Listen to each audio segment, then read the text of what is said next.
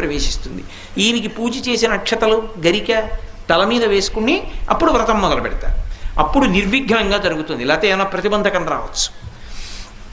ఎంతంత పెద్ద పెద్ద విఘ్నాలవనివ్వండి ఆయన తీసేస్తాడు.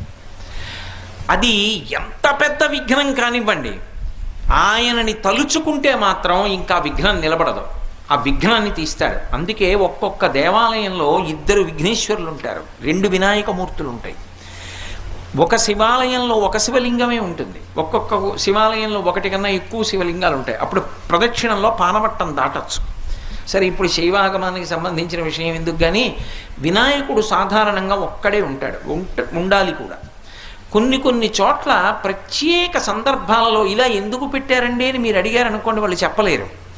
కానీ ఒక్కొక్క చోట ఒక్కొక్క ప్రత్యేక సందర్భంలో 2 వినాయకులు ఉంటారు. 2 వినాయకుల్ని ఎందుకు ప్రతిష్ఠ చేస్తారంటే